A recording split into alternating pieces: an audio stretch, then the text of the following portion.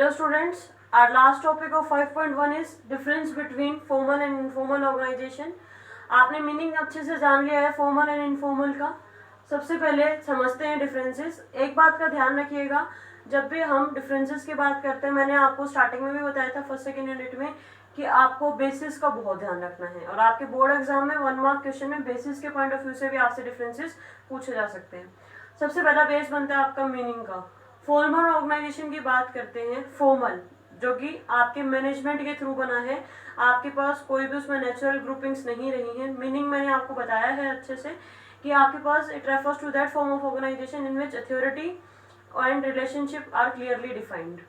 Informal natural grouping mutual understanding के कारण आपका अराइज होता है।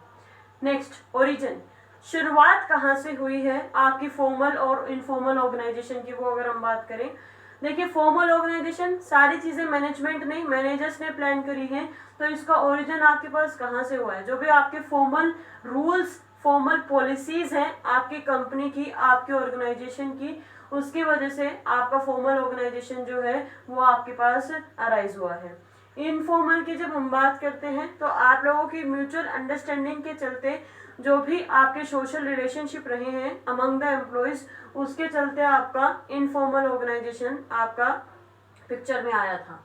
अथॉरिटी की बात करें, सारी चीजें फॉर्मल में मैनेजर्स ने डिफाइन करी हैं, आपकी रिलेशनशिप प्री डिफाइंड है, आपकी पोस्ट प्री डिफाइंड है, आपका वर्क एरिया प्री डिफाइंड है।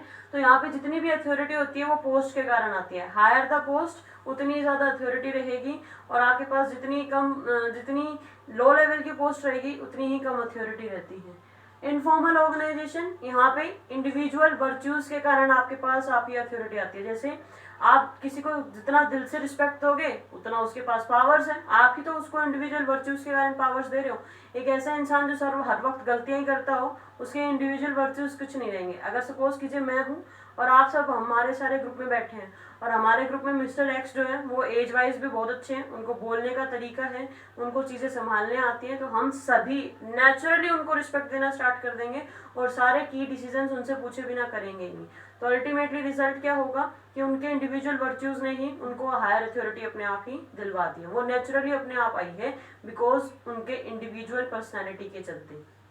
बिहेवियर, फॉर्मल ऑर्गेनाइजेशन में हर चीज प्री डिफाइंड होती है, what is to be done, how it is to be done, by whom it is to be done, सारी चीजें आपकी प्री डिफाइंड है। कुछ भी चीज आपके पास नेचुरली नहीं होती, मैनेजर्स ने सारी चीजें रिटन रूल्स एंड रेगुलेशंस के जरिए प्री डिफाइंड किया हुआ होता है आपका बिहेवियर। बट इनफॉर्मल ऑर्गेनाइजेशन की बात करें अगर, तो वो जो बिहेवियर है आपके पास आपके इनफॉर्मल ऑर्गेनाइजेशन में, वो सारा का सारा आपका जो बिहेवियर है वो आपके डिपेंड करेगा आपके वर्च्यूज पे, आपकी वैल्यूज पे, आपकी म्यूचुअल अंडरस्टैंडिंग पे और आपकी अटैचमेंट पे। मेरी अटैचमेंट जिसके साथ जितनी ज्यादा स्ट्रॉन्ग होगी मैं उसके साथ उसी के अकॉर्डिंग बिहेव करूंगी, बट जिससे नहीं अटैचमेंट होगी मैं उसके साथ कनेक्ट ही नहीं हो पाऊंगी। तो मेरा जो बिहेवियर है वो मेरी वर्च्यूज पे डिपेंड करेगा, मेरी पर्सनैलिटी पे डिपेंड करेगा, मेरे एटीट्यूड पे डिपेंड करेगा। Flow of communication, scalar chain, second unit में आपने पढ़ा है। फॉर्मल ऑर्गेनाइजेशन में वो स्ट्रिक्टली फॉलो होगा, तो यहाँ पे वो फ्लो ऑफ कम्युनिकेशन की बातें नीचे से ऊपर आ रही है, ऊपर से नीचे जा रही हैं, आपके हॉरिजॉन्टली फ्लो हो रहा है, डायगोनली फ्लो हो रहा है, किस डायरेक्शन में फ्लो है वो फ्लो यहाँ पे डिफाइंड है।